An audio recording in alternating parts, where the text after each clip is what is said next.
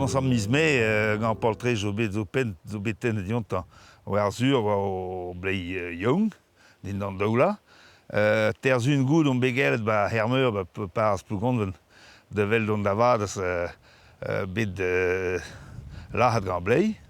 Pa ve gwell d'o blei gant hamera vid filmi keo ar trogisse, omkaizman sur zo meuhin ima fezant ba vro. Me gafti o vipel an ba breiz pugur oa iler, quoi, meskel anio. Ba blavejo naontekant ma fezant ein bet da chasse, da distruge, da lak vije pechode a trogisse. Nan hein ba c'hoajo de gouache. Me ar lanio, ar lan, ar lec'h a gwelloc'h, a biotop ma fezant da gwelloc'h vid a blei. An den divañ zo bet ebet krog da blei nennan, oa ba blavejo naontekant eiz, zizo pelzo, meurvikan la, anan a blei oa gouvet mat, oa o blei gant droug sangweltas la rach.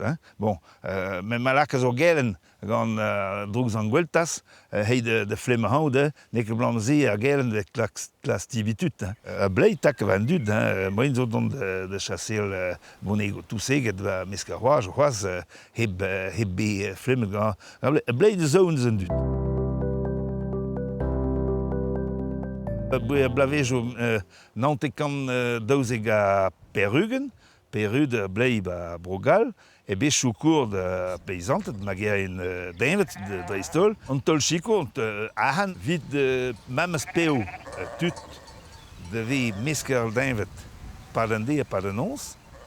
Digas net a yer gant o fil posoù de Mat Hardy enep da blei, anan chach a gehei war blei, e patou veler de se galak.